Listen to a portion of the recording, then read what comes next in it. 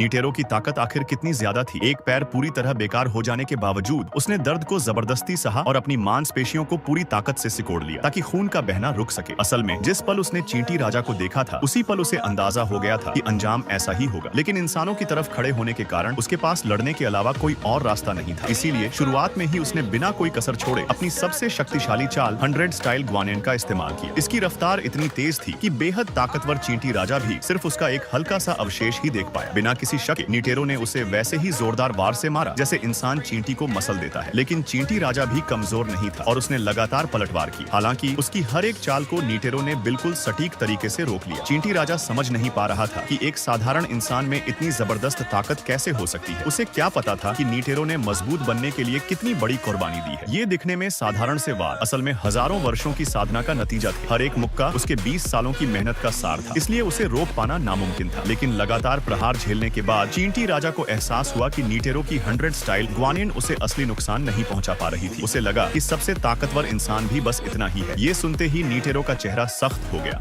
और उसने फिर से लगातार हमला शुरू कर दिया। लेकिन चींटी राजा ऐसा इसलिए कह पा रहा था क्योंकि वह इस तकनीक की कमजोरी समझ चुका था। सिद्धांत रूप से अगर नीटेरो लगातार ग्वानियन चलाता रहे तो एक ऐसी दीवार बन जाती है जिसे पार करना नामुमकिन होता है। लेकिन हर योद्धा की अपनी पसंदीदा और नापसंद चालें होती हैं। जैसे जैसे लड़ाई लंबी चलती है ये आदतें और साफ हो जाती हैं। जैसे ही उसकी लय पकड़ ली जाए वही हमला करने का सबसे अच्छा मौका होता है। हालांकि नीटेरो जैसे अनुभवी योद्धा की लय पकड़ना ऐसा था जैसे सुइयों से भरे रेगिस्तान में एक तय सुई ढूंढना और फिर एक ही वार में दिल पर प्रहार करना। ये काम बेहद मुश्किल था, लेकिन चींटी राजा के लिए जितनी बड़ी चुनौती उतना ही ज्यादा जोश। नीटेरो भी ये बात समझ गया था, इसलिए उसे पास आने से रोकने के लिए नीटेरो को बिना रुके ग्वानियन का इस्तेमाल करना पड़ा, बिना किसी गलती के। कुछ ही पलों में चींटी राजा का शरीर नीटेरो के प्रहारों से भर गया, लेकिन अगले ही पल नीटेरो को इसकी कीमत अपने एक पैर से चुकानी पड़ी।